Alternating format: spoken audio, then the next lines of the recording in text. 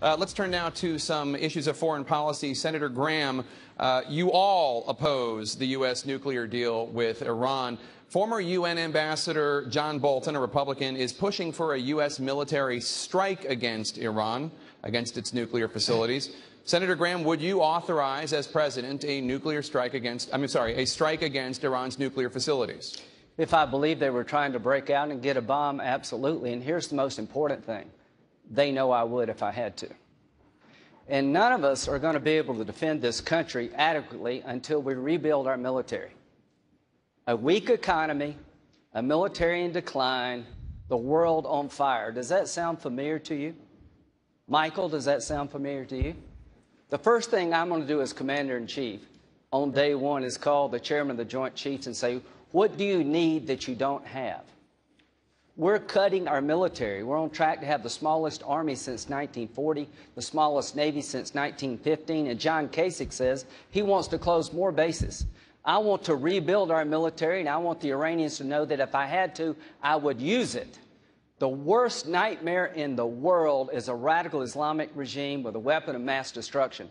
The only reason 3,000 of us died on 9/11 is not 3 million, and not 3 million is because they couldn't get the weapons to kill us.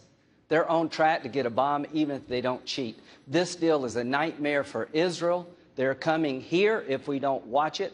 Terrorism with a nuclear capability sponsored by Iran. So, yes, I would use military force to stop them. I would set this deal aside, and I would get you a better deal. If you gave me $100 billion, I could get almost anybody out of jail. We couldn't even get our hostages out of jail.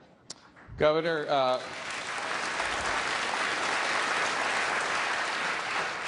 Hugh, I'm going to go to Hugh Hewitt for a question for Governor Pataki. There are other ways, Governor, than bombing Iran. I want to quote Rick Santorum. We should send a very clear message that if you are a scientist and you're going to work on a nuclear program to develop a bomb for Iran, you are not safe.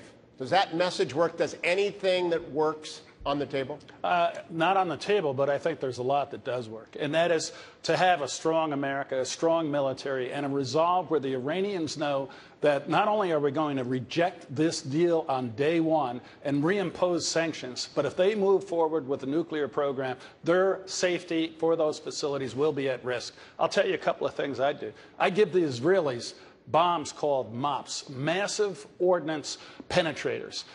Give them to Israel. Let the Iranians know we're prepared to work with Israel to make sure they never have a nuclear weapon. And let me point out that Hillary Clinton is supporting this deal. She was the senator from New York on September 11th. She saw what happened at the hands of radical Islam. This is the senator who did the reset program with Russia, who allowed the Middle East to deteriorate to flames, who has lied about Benghazi and is now supporting the Iranian deal. That's the opponent we are going to have next November. We have got to win this election. Everything we say is wonderful, but we have to win, and once we win, we have to actually do what we say. I can do this. Senator Santorum, staying on that. Any means necessary? Is that what you meant to say? Is that what's still on the table after this, what many of us believe is a catastrophic deal? As you know, Hugh, 12 years ago, I authored the Iran Freedom Support Act, which put sanctions on the Iranian nuclear program. As we came within 4 votes of passing a very strong version of that. The 4 people who opposed me on the floor, Joe Biden, John Kerry, Hillary Clinton, and Barack Obama. And we came 4 votes short, but for 12 years, I have been laser beam focused on the issue of Iran and the nuclear weapon. Why? Because I understand who they are. Yes, they're radical Islamists, that's true. But they're a particular version of it, which is an apocalyptic version, which is a death cult. They believe in bringing about the end of the world. If you poll Iranians and Iraqis, Shiites in the region, more than 2/3 of them believe that the end of the world is going to come within their lifetime. Why? Because their regime preaches it. They believe in bringing about the end of times. That's their theological goal. And we are in the process of giving them a nuclear weapon to do just that. That's why on day one, I would say to the Iranian government, you open up all of these facilities for inspection. You make them available to the UN and to the US, everything. We can go everywhere, or else we will take out those facilities. And when people say you're going to start a war, my response is, no, I'm going to stop a war, because a nuclear Iran is the end. Thank you, Senator. Senator Graham. Jake, I'd like to answer that question. We're bringing you in on this question as well. Senator Graham, Vladimir Putin in recent days has sent an estimated 6 more tanks, 4 helicopters, and Russian ground troops into Syria to help support President Assad, an enemy of the United States. The Russian military is also buzzing American planes and naval vessels around the world.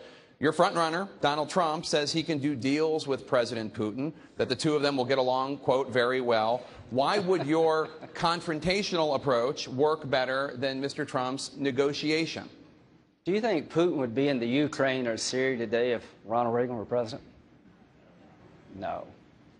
This is what happens when you have a weak, unqualified commander-in-chief who doesn't understand the role America plays in the world.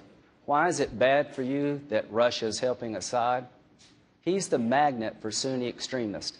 The Syrian people are not going to accept him as their legitimate leader.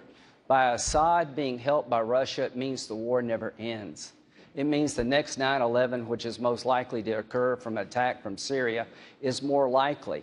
At the end of the day, if I'm president of the United States, I've told you what I'm going to do. There's nobody left in Syria to train.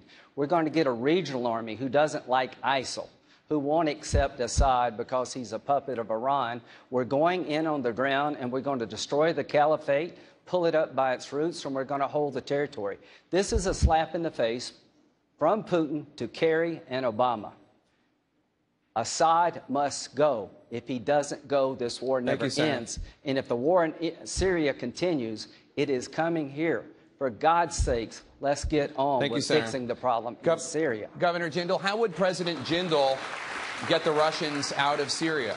Well, Jake, I want to answer that question. I want to go back to Iran. I didn't get a chance to answer that as well. Look, on Russia, across the world, dictators walk all over this president. He treats our friends like dirt. He lets our enemies walk all over us. The only group he's able to out-negotiate are the Senate Republicans. They never should have passed this bad Corker bill. Instead of a 2/3 vote to approve the Iran deal, it now takes a 2/3 vote to reject the Iran deal. I want to ask Lindsey a question. Will the Senate Republicans, they still have time, are they willing to use the nuclear option, meaning get rid of the filibuster, to stop Iran from becoming a nuclear power? Now is the time for the Senate Republicans to stand up and fight. We are tired of the establishment saying there's nothing we can do. All night tonight we've heard Republicans say things like, well, the Supreme Court's ruled, there's nothing I can do about religious liberty. You know, the president did this, there's nothing we can do about it for 2 more years. There is something we can do. We won the Senate, we won the House. What was the point of winning those chambers if we're not going to do anything with them? You're going back tonight. You still have time before the Thursday deadline. Will y'all use the nuclear option to stop Iran from becoming a nuclear power? Bobby, you were in the Congress, and all I can tell you to everybody here, if you want to repeal Obamacare, get a new president. If you want to defund Planned Parenthood, elect a pro-life president, because that's the only way. If we passed the Cardin bill, Graham-Menendez, it would go to the president. He would veto it. 67 votes are required to override the veto. Well, and Lindsey, wait a minute. Now, you asked me a question. So I don't want to take off the table the ability to slow down Obama in his last 13 or 14 months, because I want 60 votes to stop what I think he's going to do between now and January 2017. 5 Republicans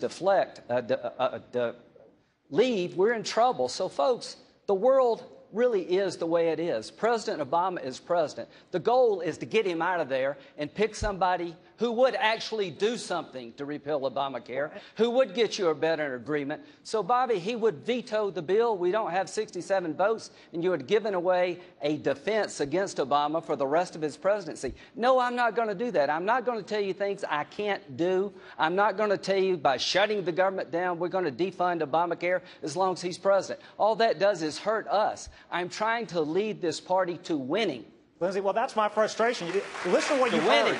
You basically heard a Senate Republican say we can't defund Planned Parenthood despite these barbaric videos. Are you going to shut the government down? We can't get rid of Obamacare. Lindsey, let me answer this question now.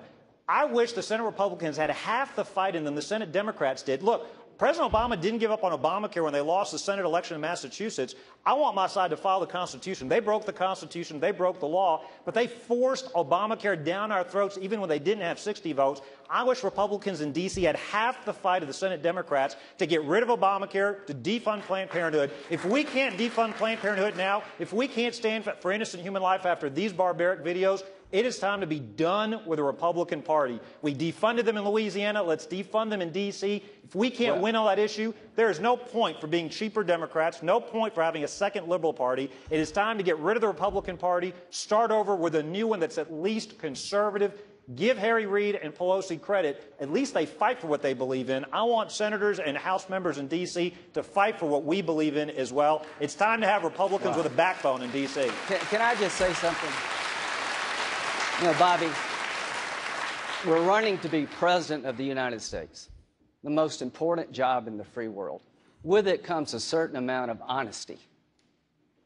I'm tired of telling people things they want to hear that I know we can't do. He is not going to sign a bill that would defund Obamacare. If I am President of the United States, I wouldn't put one penny in my budget for Planned Parenthood. Not one penny. I'm as offended by these videos as you are. But the one thing I'm not going to do going into 2016 is shut the government down and taint our ability to win. What you're saying and what Senator Cruz is saying, I am really sick of hearing. Trying to get the Republican Party in a position to win. That's what I'm trying to do. And that does matter to me. Thank you, Senator. The final questions for these four Republicans as the top contenders get ready to take their places on the debate stage when we come back right after this.